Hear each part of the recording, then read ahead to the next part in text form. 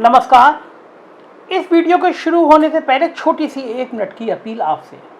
मैं आप सारे दर्शकों का दिल से आभारी हूं। इतने कम समय में किसी YouTube चैनल को लगभग 2.5 लाख सब्सक्राइबर मिल जाएं तो ये उसके लिए बहुत बड़ी उपलब्धि होती है। देश के अलग अलग कोनों से, दुनिया के अलग अलग देशों से मेरे पास संदेश आते हैं। लंदन, जापान, अमेरिका, जगह जगह से मेल आते हैं, फ़ोन आते हैं। लोग हिम्मत की दाद देते हैं कि कम से कम कोई सच की बात कहने वाला चैनल है। मगर मैं एक बात आपसे भी साझा करना चाहता हूं। मेरा अखबार लखनऊ का चर्चित 4 PM इवनिंग का न्यूज़पेपर है और लखनऊ में अपनी धारदार और ईमानदार पत्रकारिता के लिए जाना जाता है। मगर सरकार और उसके कुछ अफसरों को पसंद नहीं है कि इस तरह की ईमानदारी भरी पत्रकारिता की जाए। लिहाजा धमकाने, जांच कराने और प्रताड़ित करने के नए नए काम होते रहे हैं मेरे पिछले लंबे समय से। लेकिन मुझे लगता है कि किसी भी मीडिया संस्थान के लिए सबसे बड़ी उपलब्धि उसके दर्शक होते हैं। आप सब ने मुझे प्यार दिया, जिसकी वजह से मैंने ईमानदारी से बात की और आज लाखों की संख्या में आप सब चाहने वाले हैं। लेकिन सरकार का उत्पीड़न इस हद तक बढ़ गया है कि सरकार नहीं चाहती कोई मीडिया संस्थान इंडिपेंडेंट होकर निष्पक्ष तरीके से काम कर सके। तो जाहिर है सबसे पहले आज के उसके आर्थिक संसाधन बंद किए जाते हैं। मैंने कभी किसी से कुछ नहीं मांगा, लेकिन मुझे लगता है कि मैं क्यों सरकार से और सरकार के नुमाइंदों से कोई मदद की उम्मीद रखूं, क्योंकि जिसका प्यार इतने बड़े लाखों लोग हैं तो भला सरकार की जगह वो उनसे बात क्यों ना करे। मैं आज पहली बार आपसे अनुरोध कर रहा हूँ। ये मेरे बराबर में मेरा बैंक अकाउंट नंबर दिख रहा है आपको। मैं किसी से कोई बहुत बड़ी अपेक्षा नहीं कर रहा। जो आपके दिल में मदद हो और ये सोच के मदद हो कि ये एक ईमानदार चैनल है जो इस दौर में अपनी बात कह रहा है, अपनी बात दमदारी से कह रहा है, सच कह रहा है, तो मदद जरूर करिएगा। चाहे वो 100 रुपये की हो, चाहे वो 500 रुपये की हो, चाहे वो 1000 की हो या फिर 10,000 की हो।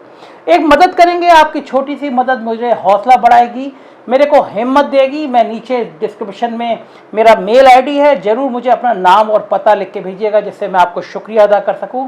एक छोटी सी मदद मुझे हौसला बढ़ देगी और मेरे मीडिया संस्थान को ईमानदारी से काम करने का, एक बढ़त करने का और एक बेबाकी से बात करने का और हौसला बढ़ाएगी। अब बात शुरू करते हैं आज की महत्वपूर्ण बात पर। कल से प्रियंका गांधी का एक वीडियो बहुत चर्चा में हो रहा है और वीडियो के अलावा पूरी बात चर्चा में हो रही है।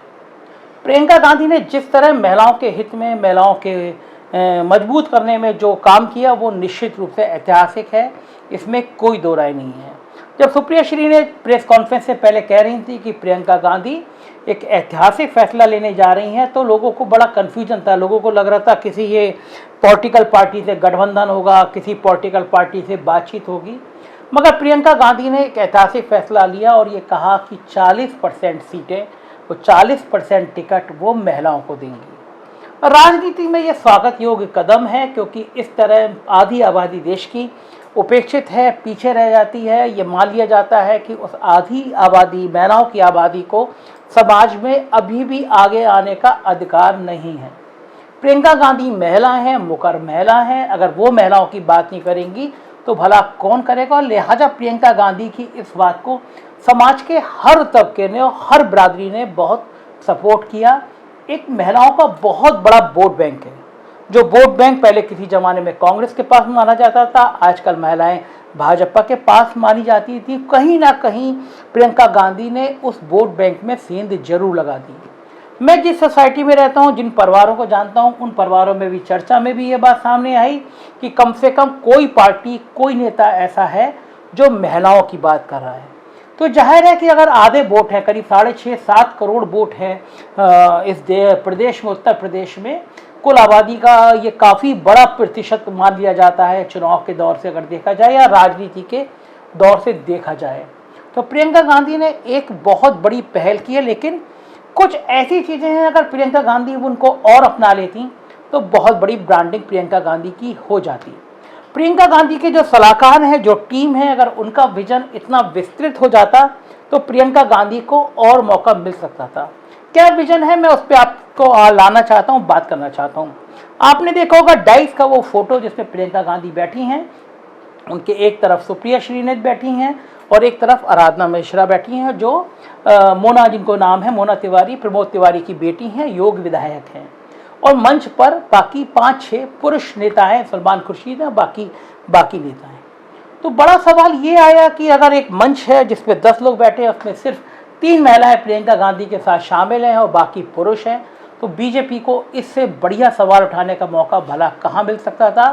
भाजपा की मीडिया सेल पूरी जुट गई, आईटी सेल जुट गई और उसने कहा कि महिलाओं की बात करने वाले लोग देख लें कि मंच पर पुरुष विराजमान हैं और जो महिलाएं भी हैं वो राजनीतिक परंपराओं से, राजनीतिक परिवार से, राजनीतिक रीति रिवाजों से आती हैं, चाहे वो सुप्रिया श्रीनेत हो या मोना तिवारी हो या फिर राधना मिश्रा जी हो या फिर प्रियंका गांधी खुद हो। तो जाहिर है कि एक मौका मिला। अब उस मंच की थोड़ी देर विजुलाइज करिए। अगर उस मंच पे सिर्फ 3 कुर्सी लगी होती तब भी लोग कहते हैं कि आज कांग्रेस ने एक इतिहास रचा, मंच पर सिर्फ 3 महिलाएं बैठी थी। अब अगर कांग्रेस के रणनीतिकार और बड़ा विजन लेके आए होते और बड़ा सपना लेके आए होते तो उस मंच पे या तो वो कुर्सियां दाएं और बाएं खाली छोड़ जाती और उसमें लिखा जाता ये सीट उन बहादुर महिलाओं के लिए है जो समाज को बदलने का काम करती हैं। और प्रियंका गांधी कहती कि मैंने ये सीट खाली छोड़ी है, आप सब महिलाओं से मैं अपील करती हूँ, आइए इस कुर्सी पर बैठिए और हम एक नया इतिहास रचेंगे, हम महिलाओं को आगे लाएंगे। जाहिर है वो खाली सीटें ये इंगित करती कि उत्तर प्रदेश में जो महिलाएं बहुत ज़्यादा एक्टिव हैं, बहुत ज़्यादा तेज हैं या घर के पीछे भी हैं लेकिन राजनीति के मुख्य धारा में लाना चाहती हैं, तो प्रियंका गांधी उनको स्पेस देने को तैयार है। एक बहुत बढ़िया मैसेज आता और उससे भी बढ़िया मैसेज किया जा सकता था अगर प्रियंका गांधी हाथरस में रात के 2 बजे जलाई गई दलित परिवार की वो लड़की जिसको बलात्कार के बाद कम से कम प्रशासन के नाकारा अफसरों ने फूंक दिया था, पेट्रोल डाल के टायर डाल के फूंक दिया था, उसके परिवार की किसी महिला को लाती और वहाँ बिठाती और ये कहती कि ये महिला उस प्रतीक है उस निर्ममता का, उस बर्बरता का, उस नाकारा तंत्र का जिसमें रात के 2 बजे एक दलित लड़की फूंक दी जाती है। हम इनको सम्मान दे रहे हैं, हम इनको चुनाव लड़ाएंगे। दूसरी तरफ वो महिला बैठी होती जिसका ब्लॉक प्रमुख चुनाव में जिसकी साड़ी फाड़ दी गई थी, जिसको साड़ी उतारने की कोशिश की गई थी। ऐसी तमाम महिला उत्पीड़न की घटनाएं उत्तर प्रदेश में पिछले 4.5 सालों में हुई है। अगर वो उत्पीड़ित की गई महिलाएं वहां पे उस डाइस पे बैठी होती और पूरे डाइस पे अगर प्रियंका गांधी के खिलाफ साथ साथ उन महिलाओं का जिनका उत्पीड़न किसी भी रूप में हुआ वो बैठी होती, तो एक बहुत बड़ा संदेश आता कि कांग्रेस कम से कम उत्तर प्रदेश में उन अबला महिलाओं की लड़ाई लड़ने के लिए आगे आ रही है जो वास्तव में परेशान है, जो वास्तव में जिनका उत्पीड़न हुआ है और कांग्रेस उनकी तकदीर बदलना चाहती है। इतिहास हमेशा ऐसी बदला करते हैं, इतिहास हमेशा ऐसे ही रचा करते हैं। मुझे उम्मीद है कि मैंने ये विजुलाइज किया और मुझे लगा कि ये बात प्रियंका गांधी उनकी टीम तक पहुंचानी चाहिए और ये मैसेज पहुंचाना चाहिए कि राजनेता जो बातें करें उसके लिए एक विजुलाइज करें अगर वो समाज को बड़ा संदेश देना चाह रहे हैं। इसमें कोई भी दो राय नहीं है कि प्रियंका गांधी ने बड़ा संदेश दिया, महिलाओं को आगे लाने का संदेश दिया, महिलाओं को ऊपर उठने का संदेश दिया और ऐसे ही संदेश कभी कभी इतिहास रचा जाते हैं, लेकिन इस संदेश को और विजुलाइज करते और व्यापक करते और प्रसार करते तो जाहिर है इसका अर्थ कहीं और निकला करते। राजनीति में छोटी छोटी बातें, राजनीति में छोटे छोटे प्रतीक और राजनीति में छोटी छोटी बातों का बहुत महत्व होता है। मुझे लगता है कि कांग्रेस आगे चल के ये काम जरूर करेगी। देखते रहिए 4 PM न्यूज़ नेटवर्क, क्योंकि इतनी तीखी, इतनी खरी खरी और इतनी सटीक बात करने वाला नहीं है कोई दूसरा चैनल। सपोर्ट कीजिए, सब्सक्राइब कीजिए और हमारा हौसला बढ़ाइए। Thank you.